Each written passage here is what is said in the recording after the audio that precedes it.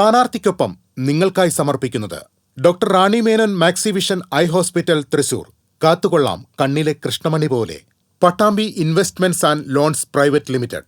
നിക്ഷേപങ്ങൾക്ക് കരുതലായി കൂടെയുണ്ട് Pattambi investments. TPR gold and diamonds, MG road Thrissur, Triprayar. Happy മാരേജിന് ഹാപ്പിയായി സ്വർണ്ണമണിയാം. Elista gold and diamonds wholesale designer jewellery, Pallikkulam road Thrissur. സ്നേഹം പോലെ പരിശുദ്ധം. നിങ്ങളുടെ വാഹന സ്വപ്നങ്ങൾ യാഥാർത്ഥ്യമാക്കും Johns Honda, Thrissur, Alappuzha. Kalpaka wedding, Kunnamkulam. കുന്നംകുളത്തിന്റെ ഏറ്റവും വലിയ വസ്ത്രവിസ്മയം, ഏറ്റവും കുറഞ്ഞ വിലകളിൽ. KSFE, ഈ നാടിന്റെ ധൈര്യം. KSFE ഗോൾഡ് ലോൺ, കുറഞ്ഞ പലിശ, കൂടുതൽ തുക, കൂടുതൽ വേഗത്തിൽ. തിരഞ്ഞെടുപ്പ് പടിവാതിലിൽ ഇനി വിരലിലെണ്ണാവുന്ന ദിവസങ്ങൾ പോലുമില്ല. എല്ലാ മണ്ഡലങ്ങളിലും പ്രചരണം ചൂടുപിടിക്കുമ്പോൾ ഏറ്റവും ഒടുവിൽ കയ്പമംഗലം മണ്ഡലത്തിലാണ് നമ്മൾ ഇപ്പോൾ. UDF പ്രതിനിധി ശ്രീ TM നാസർ, ഏതുവരെയായി പ്രചരണം അതിൻ്റെ ഒരു 75% പൂർത്തീകരിച്ചിരിക്കുകയാണ്. ഇനി 3-4 ദിവസം മാത്രമേ ഉള്ളൂ. പര്യടനം ഇന്ന് അവസാനിക്കുകയാണ്. ഇനി ബാക്കി കോളനികൾ, മറ്റ് ജംഗ്ഷനിലൊക്കെ കയറി വ്യക്തികളെ കാണുന്ന പ്രവർത്തനം ഇനിയുള്ളത്. എത്രത്തോളം വിജയപ്രതീക്ഷയിലാണ് പോകുന്നത്? തീർച്ചയായിട്ടും ഈ തെരഞ്ഞെടുപ്പിൽ കയ്പമംഗലം നിയോജകമണ്ഡലത്തിൽ മാറ്റമുണ്ടാകും. UDF ജയിക്കും. എന്താണോ ഒരു മാറ്റം ഉണ്ടാവും എന്ന് പറയുമ്പോൾ എന്തൊക്കെയാണ് പ്രതീക്ഷകളായി കാണുന്നത്? എന്തൊക്കെയാണ് ഘടകങ്ങൾ? എന്താ? ഞാൻ ഇത്ര പ്രതീക്ഷയൊന്നും വെച്ചിട്ടല്ല ഈ നിയോജകമണ്ഡലത്തിലേക്ക് സ്ഥാനാർത്ഥിയായി കടന്നു വന്നത്. പക്ഷേ എൻ്റെ UDF നേതൃത്വത്തിന്, കോൺഗ്രസ് നേതൃത്വത്തിന് 3 സർവേ ഉണ്ടായിരുന്നു. ആ സർവേയുടെ അടിസ്ഥാനത്തിലാണ് എന്നെ സ്ഥാനാർത്ഥിയാക്കുന്നത്.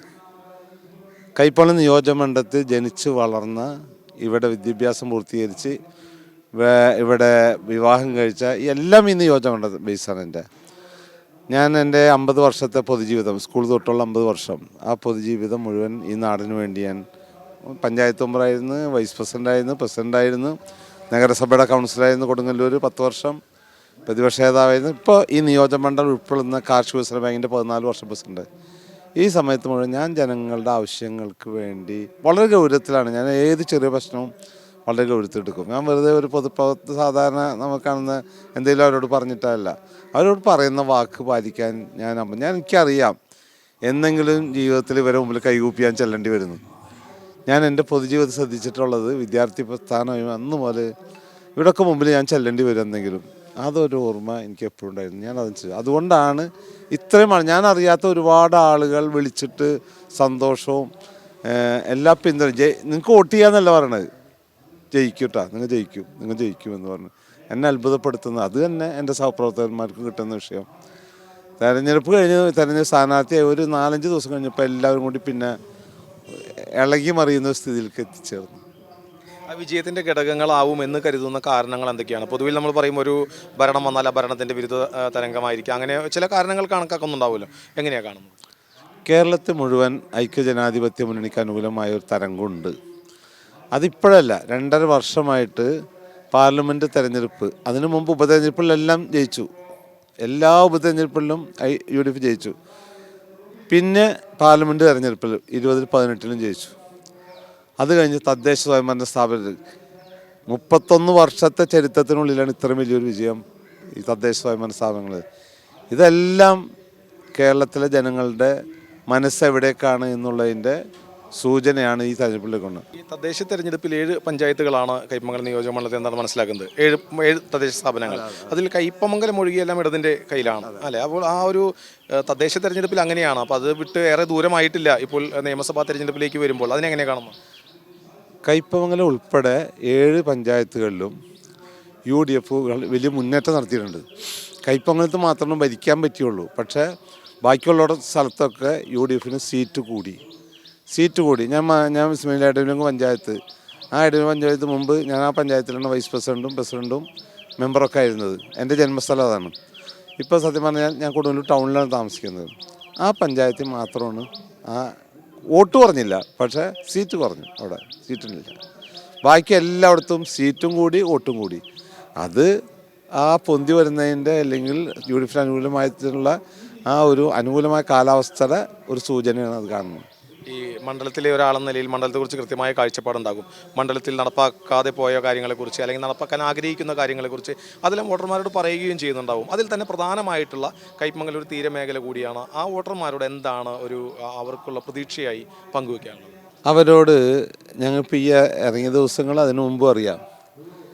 കയ്പമംഗലത്തെ ഏറ്റവും വലിയ പ്രശ്നം കുടിവെള്ള പ്രശ്നമാണ്. രൂക്ഷമായ കുടിവെള്ളക്ഷാമം, വെള്ളക്കെട്ട്, അതൊരു മറ്റൊരു പ്രശ്നമാണ്. പാർപ്പിടമില്ലാത്ത ഒരുപാട് ആളുകൾ, ലക്ഷങ്ങളും 5 ലക്ഷം 10 ലക്ഷം വീട് ഈ 15 വർഷം കൊണ്ടാണ് കൊടുത്ത കാര്യമാണ് ഈ കണക്ക് പറയണത്. നിങ്ങളതൊന്ന് പരിശോധിച്ച് നോക്കിയാൽ അറിയാം. ഇന്നും ഒരു വീട്ടിൽ 2, 3, 4 ഫാമിലി കഴിയുന്ന വീടുകളുണ്ട്, പാവപ്പെട്ട കുടുംബങ്ങൾ. ഇവർക്കൊക്കെ വലിയ വലിയ പദ്ധതി കൊണ്ടുവന്ന് വീടും വെള്ളവും ഈ വെള്ളക്കെട്ട് പ്രശ്നം, റോഡ്, ഇതെല്ലാം പരിഹരിക്കണമെന്നാണ് എൻ്റെ ഒരു കാഴ്ചപ്പാട്. എതിർ സ്ഥാനാർത്ഥികൾ എങ്ങനെ കാണും? എതിർ സ്ഥാനാർത്ഥിയൊന്നും മോശക്കാരൊന്നുമല്ല. പക്ഷെ അവരൊന്നും ഈ നിയോജകമണ്ഡലത്തിൽ ജനിച്ചു വളർന്ന ഇവിടെ പ്രവർത്തിച്ച പാരമ്പര്യം അവർക്കില്ല. അത് മാത്രമാണ് അവരെ ഒരു കുഴപ്പം ഞാൻ കാണുന്നത്. കടുത്ത ചൂടാണ് അല്ലേ? ഈ ചൂടത്ത് എങ്ങനെയാണ് പ്രചരണം? കടുത്ത ചൂടിൽ പ്രചരണം സത്യം പറഞ്ഞാൽ ആദ്യമൊക്കെ അല്പം ക്ഷീണം ഉണ്ടാക്കി. പക്ഷേ ജനങ്ങളുടെ ഈ ആവേശം കാണുമ്പോൾ, അനുകൂലമായിട്ടുള്ള റെസ്പോൺസ് കാണുമ്പോൾ ഞങ്ങൾക്ക് അതൊന്നും ക്ഷീണമായിട്ട് വരുന്നില്ല. അതെ, ഈ തിരക്കുള്ള സമയത്ത് കടുത്ത ചൂടിനിടയിലും വിരലെണ്ണാവുന്ന ദിവസങ്ങൾ മാത്രമാണ് ബാക്കി. ഓട്ടപ്പാച്ചിലാണ് കയ്പമംഗലം നിയോജക മണ്ഡലത്തിലും. ആ തിരക്കുകൾക്കിടയിൽ TCU പ്രേക്ഷകരുമായി UDF പ്രതിനിധി ശ്രീ TM നാസർ സമയം പങ്കുവച്ചത്. എല്ലാവിധ ആശംസകളും. Thank you. തിരക്ക് പിടിച്ച പ്രചരണം സംസ്ഥാന വ്യാപകമായി തുടരുമ്പോൾ തൃശ്ശൂർ ജില്ലയിലെ 13 നിയോജക മണ്ഡലങ്ങളിലും ഒട്ടും പിന്നിലല്ല കയ്പമംഗലവും. കയ്പമംഗലത്ത് ഇടതിൻ്റെ സ്ഥാനാർത്ഥി KK വത്സരാജ് വിരലെണ്ണാവുന്ന ദിവസങ്ങൾ പോലും തൊട്ട് മുന്നിലില്ല. വളരെ തിരക്ക് പിടിച്ചുള്ള ഓട്ടത്തിലാണ്. ഇലക്ഷനിൽ കാൻഡിഡേറ്റിനെ പ്രഖ്യാപിച്ച അന്ന് മുതൽ ഞാനിവിടെ ഉണ്ട്. കഴിഞ്ഞ 9-ാം തീയതി മുതൽ വലിയ തോതിൽ എല്ലാവരെയും കാണാൻ വേണ്ടിയിട്ടുള്ള നല്ല പരിശ്രമം നടത്തുന്നുണ്ട്. വളരെ പോസിറ്റീവായിട്ടുള്ള പ്രതികരണമാണ് വോട്ടർമാരുടെ ഭാഗത്തു നിന്നൊക്കെ ഉണ്ടാകുന്നത്. എന്താണ് വോട്ടർമാരുടെ പ്രതികരണം? എങ്ങനെയാണ് ഇതൊരു ഇടതുപക്ഷത്തിൻ്റെ മണ്ഡലമാണ്. അതുമാത്രമല്ല, ഇപ്പോൾ കാൻഡിഡേറ്റായി വന്നതിന് ശേഷം ഞാൻ കണ്ട എല്ലാവരും വലിയ ഭൂരിപക്ഷത്തിൽ ജയിക്കാവുന്ന അന്തരീക്ഷം കയ്പമംഗലത്തുണ്ട് എന്ന് തന്നെയാണ് എന്നോട് പറയുന്നത്. അത് ഇവിടെ കഴിഞ്ഞ 3 ടേമായിട്ട് കയ്പമംഗലം ഉണ്ടായതിന് ശേഷം 3 ടേമിലും ജയിച്ചത് LDFൻ്റെ സ്ഥാനാർത്ഥികളാണ്. അവർ വളരെ ജനകീയരായിരുന്നു. അവർ നല്ലപോലെ ജനങ്ങളുമായിട്ട് നല്ല ബന്ധമുണ്ടായിരുന്നവരാണ്. ഒരുപാട് വികസന പ്രവർത്തനങ്ങൾ ഈ കാലഘട്ടത്തിൽ നടന്നിട്ടുണ്ട്. അഴീക്കോട് മുനമ്പം പാലം ഉൾപ്പെടെ ധാരാളം. അപ്പോൾ അതൊക്കെ ഇവിടുത്തെ വോട്ടർമാർക്ക് നല്ല ബോധ്യമുള്ള കാര്യമാണ്. അപ്പോൾ അതുകൊണ്ട് തന്നെ അവർ LDFനെ വലിയ ഭൂരിപക്ഷത്തിൽ വിജയിപ്പിക്കും. ഈ മണ്ഡലത്തിൻ്റെ വിവിധ ഭാഗങ്ങളിൽ സഞ്ചരിച്ചപ്പോൾ ഫ്ലക്സുകളിലും അങ്ങനെ തന്നെ വികസനം തുടരട്ടെ, വികസന തുടർച്ച തന്നെയാണ് മുന്നോട്ട് വയ്ക്കുന്നത്. വികസന തുടർച്ചയാണ് ഏറ്റവും പ്രധാനപ്പെട്ട കാര്യം. പിന്നെ മറ്റു പൊളിറ്റിക്സൊക്കെ ഉണ്ട്, അതൊക്കെ ആളുകൾക്ക് മനസ്സിലാവും. ഇവിടുത്തെ ആളുകൾ വളരെ പുരോഗമനപരമായി ചിന്തിക്കുന്ന ഒരു ജനതയാണ് കയ്പമംഗലത്തെ. അതുപോലെ തന്നെ അവർക്ക് ഈ വികസന കാര്യങ്ങളിലും മറ്റെല്ലാ കാര്യങ്ങളിലും മതേതര കാര്യങ്ങളിലൊക്കെ നല്ല കാഴ്ചപ്പാടുള്ള ആളുകളാണ്. അപ്പോൾ ഈ മതേതരമായ കാര്യങ്ങളിലും മതപരമായ കാര്യങ്ങളിലും പറഞ്ഞപ്പോഴാണ് ചിലയിടത്തൊക്കെ മുൻകാലങ്ങളിൽ നിന്ന് വ്യത്യസ്തമായി മതം പ്രത്യേകം തന്നെ പറഞ്ഞ് വോട്ട് പിടിക്കുന്നൊരു, ഇവിടെ അങ്ങനെയൊന്നുമില്ലല്ലോ. ഇവിടെ അങ്ങനെ പറഞ്ഞാലൊന്നും അങ്ങനെ ഒട്ടും മാറി ചെയ്യില്ല. കാരണം വളരെ വലിയ, ഞാൻ കണ്ടതിൽ വെച്ച് ഏറ്റവും വലിയ മതേതരവാദികൾ ജീവിക്കുന്നൊരു മേഖലയായിട്ടാണ് എനിക്ക് തോന്നിയിട്ടുള്ളത്. ഞാൻ തൃശ്ശൂർ ജില്ലയിലെ ഒട്ടുമിക്ക പ്രദേശങ്ങളിലും എല്ലാ ഇലക്ഷനിലൊക്കെ പോയിട്ടുള്ള ആളാണ്. അതിൽ ഏറ്റവും വലിയ സെക്യുലറായിട്ടുള്ളൊരു ജനങ്ങളെയാണ് എനിക്കിവിടെ കാണാൻ പറ്റിയത്. അപ്പോൾ അതുകൊണ്ട് മതം പറഞ്ഞൊന്നും വോട്ട് പിടിക്കാൻ ഇവിടെ കയ്പമംഗലത്ത് സാധിക്കില്ല എന്നാണ് എനിക്ക് മനസ്സിലായത്. പല തിരഞ്ഞെടുപ്പുകളിലും മാറി നിന്ന് ദീർഘകാലം പാർട്ടിയെ നയിച്ചു. 3 തവണ തുടർച്ചയായി CPIയുടെ തൃശ്ശൂർ ജില്ലാ സെക്രട്ടറി പദം. അങ്ങനെ അധികം പേരൊന്നും ആ രീതിയിൽ അങ്ങനെ പോയിട്ടില്ല. അതിനുശേഷമാണ് വീണ്ടും ഈ തെരഞ്ഞെടുപ്പ് രംഗത്തേക്ക് വരുന്നത്. എങ്ങനെ കാണുന്നു? ഇല്ല, ഞാൻ എൻ്റെ ഒരു രാഷ്ട്രീയ സംഘടന ലൈഫ് എന്ന് പറഞ്ഞു കഴിഞ്ഞാൽ ഒരു 10-28 കൊല്ലം ഞാൻ തൃശ്ശൂർ ജില്ലയുടെ CPIയുടെയും LDFൻ്റെയും ലീഡർഷിപ്പിലിരുന്ന ഒരാളാണ്. ഒരുപാട് സ്ഥാനാർത്ഥികളെ മത്സരത്തിനും അവരുടെ സ്ഥാനാർത്ഥിത്വം നിശ്ചയിക്കുന്നതിലൊക്കെ പങ്കാളിത്തം വഹിച്ച ഒരാളാണ്. ആ അനുഭവങ്ങളൊക്കെ തീർച്ചയായിട്ടും പാർലമെൻ്ററി ജനാധിപത്യ വേദിയിലും എനിക്ക് വലിയ മുതൽക്കൂട്ടാവുന്നതാണ് എൻ്റെ വിശ്വാസം. ഈ കയ്പമംഗലം മറ്റ് നിയോജക മണ്ഡലങ്ങളെ അപേക്ഷിച്ച് ഇടതിനെ സംബന്ധിച്ചൊരു വലിയ കോട്ടയാണെന്ന പ്രതീക്ഷയിലാണ് മുന്നോട്ട് പോകുന്നത് പ്രവർത്തകർ ഉൾപ്പെടെ എന്നുള്ളതാണ് ഇവിടെ വന്നപ്പോൾ മനസ്സിലാക്കുന്നത്. 7 പഞ്ചായത്തുകളിൽ 6ഉം ഇടത്. നേരത്തെ പല സ്ഥലത്തും മാറ്റങ്ങൾ ഉണ്ടായപ്പോഴും അടിയൊഴുക്കിലൊന്നും പെടാതെ അല്ലേ? അതെ. ഇപ്പോൾ പഞ്ചായത്ത് ഇലക്ഷനിൽ LDFന് കുറച്ച് ക്ഷീണം ഉണ്ടായതാണല്ലോ ഈ തെരഞ്ഞെടുപ്പ്. അത് ബാധിക്കാത്തൊരു മേഖലയാണ് കയ്പമംഗലം. കയ്പമംഗലം പഞ്ചായത്ത് മാത്രമാണ് UDFന് ജയിക്കാൻ കഴിഞ്ഞത്. ബാക്കിയെല്ലാം LDF തന്നെ നിലനിർത്തിയ സ്ഥലമാണ്. ഇതേ സമയം തന്നെ യു ഡി എഫ് പറയുന്നത് സംസ്ഥാന വ്യാപകമായി ഒരു യു ഡി എഫ് തരംഗമുണ്ട്, ഭരണവിരുദ്ധ വികാരമുണ്ട് എന്ന രീതിയിലാണ് പ്രചാരണം. യു ഡി എഫിന് സ്ഥാനാർത്ഥിയെ കണ്ടപ്പോഴും ഇത് തന്നെയാണ് പറയുന്നത്. എങ്ങനെയാണ് അതിനെ കാണുന്നത്? ഒരിക്കലും എനിക്കങ്ങനെ തോന്നിയിട്ടില്ല. കാരണം ഞാൻ കണ്ട ഒരു വോട്ടർ പോലും അല്ലെങ്കിൽ ഒരു പ്രവർത്തകൻ പോലും അങ്ങനെ ഭരണവിരുദ്ധ വികാരത്തെ സംബന്ധിച്ച് പറഞ്ഞിട്ടില്ല. അവരൊക്കെ നല്ല രീതിയിൽ മുന്നോട്ട് പോകാൻ കഴിയുന്നതാണെന്നാണ് എനിക്ക് മനസ്സിലായിട്ടുള്ളത്. മണ്ഡലത്തിൽ ഒരുപാട് വികസന പ്രവർത്തനങ്ങൾ കാഴ്ചവെച്ചു കിട്ടി ടൈസൺ മാസ്റ്റർ കഴിഞ്ഞ വർഷങ്ങളിൽ. എന്നിരുന്നാൽ പോലും വികസന തുടർച്ച പറഞ്ഞ് മുന്നോട്ട് പോകുമ്പോൾ മണ്ഡലത്തിലെ ആളുകളെ കാണുമ്പോൾ ആളുകൾ പലതും പറയുന്നുണ്ടായിരിക്കും, ഇന്ന ആവശ്യം വേണം, അല്ലെങ്കിൽ ചില കാര്യങ്ങൾ പ്രത്യേകമായി നടപ്പാക്കണം എന്നൊക്കെ. അത് എന്താ പറയുന്നത്? അല്ല, അത് ഓരോ പ്രദേശത്തിനും അവരവരുടേതായിട്ടുള്ള ആവശ്യങ്ങളുണ്ട്, വികസന ആവശ്യങ്ങളുണ്ട്. വികസനം എന്ന് പറയുന്നത് മനുഷ്യ സമൂഹത്തിൽ ഓരോ ഘട്ടങ്ങളിൽ വരുന്ന ആവശ്യങ്ങളാണല്ലോ. അപ്പോൾ എല്ലാവരും അവരവരുടെ പ്രദേശത്തെ അവരുടെ ആവശ്യങ്ങൾ നമ്മുടെ മുന്നിൽ വയ്ക്കുന്നുണ്ട്. അതെല്ലാം കേട്ടുകൊണ്ട് വേണം നമുക്ക് അതിൻ്റെ ഒരു പ്രയോറിറ്റി നിശ്ചയിക്കാൻ. എനിക്ക് തോന്നുന്നു അത് കൂട്ടായിട്ട് ചെയ്യാൻ പറ്റുന്നൊരു സംവിധാനമുണ്ട്.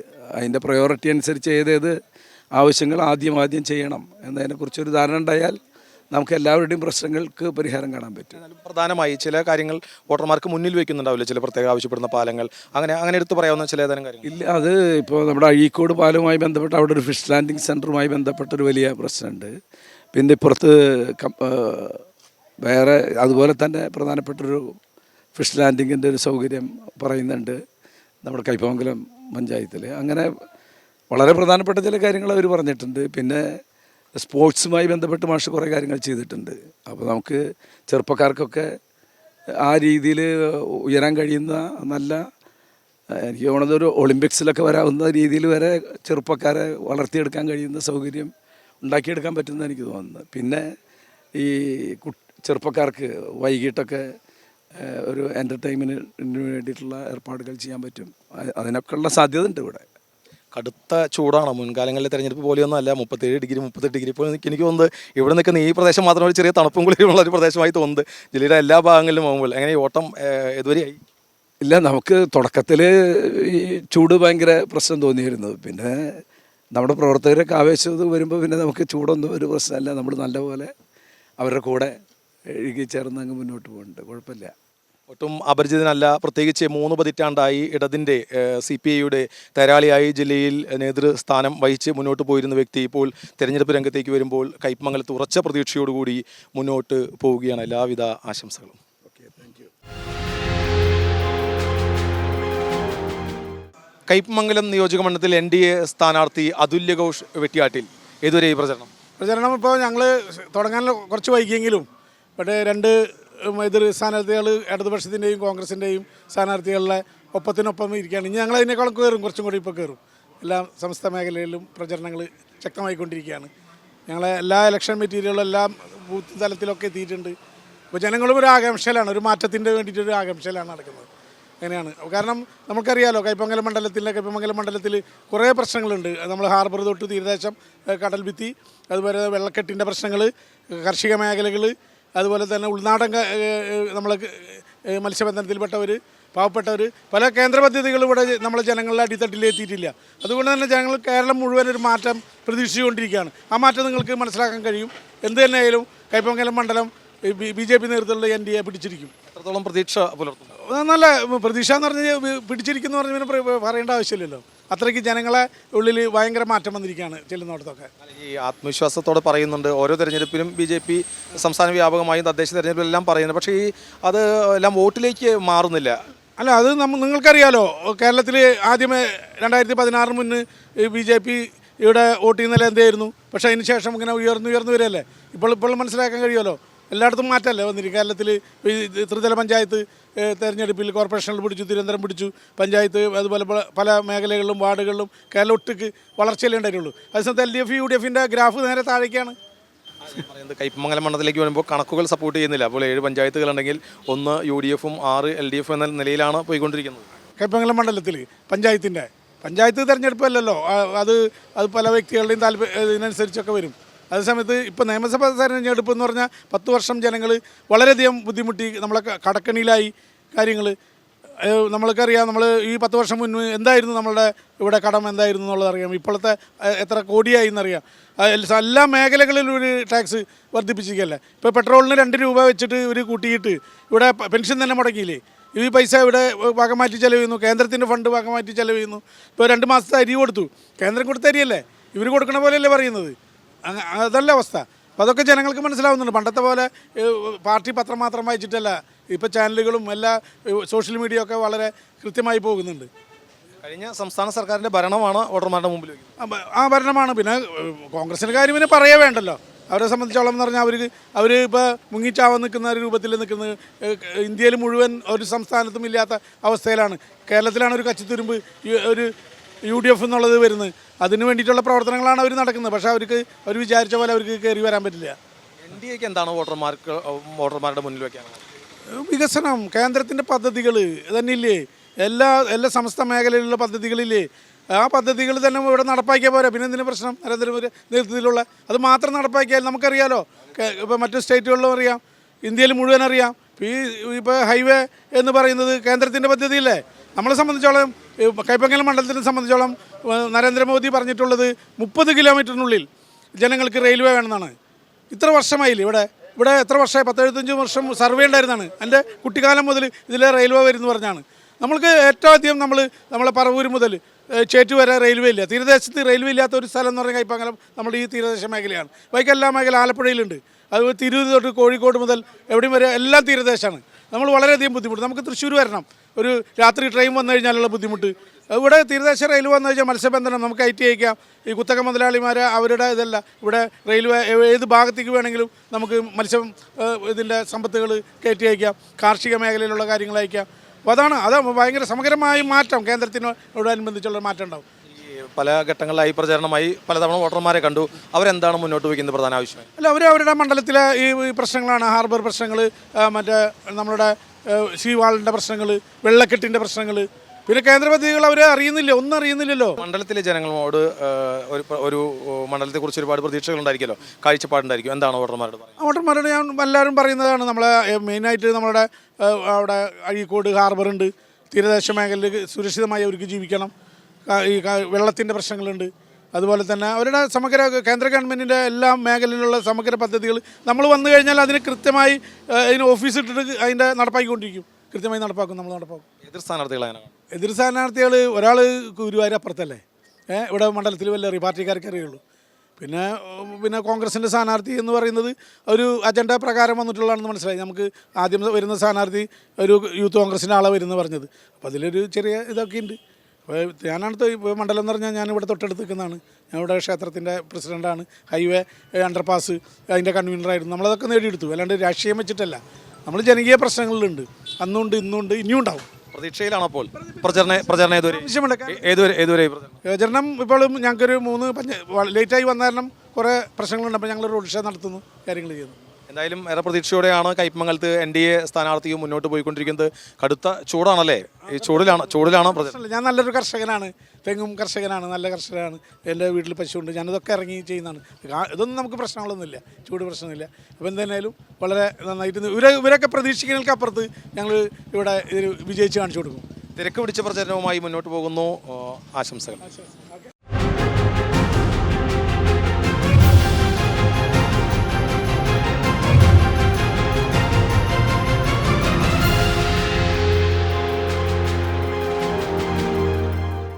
സ്ഥാനാർത്ഥിക്കൊപ്പം നിങ്ങൾക്കായി സമർപ്പിച്ചത് doctor Rani Menon Maxivision eye hospital Thrissur. കാത്തുകൊള്ളാം കണ്ണിലെ കൃഷ്ണമണി പോലെ. Pattambi investments and loans private limited. നിക്ഷേപങ്ങൾക്ക് കരുതലായി കൂടെയുണ്ട് Pattambi investments. TPR gold and diamonds, MG road Thrissur, Triprayar. Happy മാരേജിന് ഹാപ്പിയായി സ്വർണ്ണമണിയാം. Elista gold and diamonds wholesale designer jewellery, Pallikkulam road Thrissur. സ്നേഹം പോലെ പരിശുദ്ധം. നിങ്ങളുടെ വാഹന സ്വപ്നങ്ങൾ യാഥാർത്ഥ്യമാക്കും Johns Honda, Thrissur, Alappuzha. Kalpaka wedding, Kunnamkulam. കുന്നംകുളത്തിന്റെ ഏറ്റവും വലിയ വസ്ത്രവിസ്മയം, ഏറ്റവും കുറഞ്ഞ വിലകളിൽ. KSFE, ഈ നാടിന്റെ ധൈര്യം. KSFE gold loan. കുറഞ്ഞ പലിശ, കൂടുതൽ തുക, കൂടുതൽ വേഗത്തിൽ.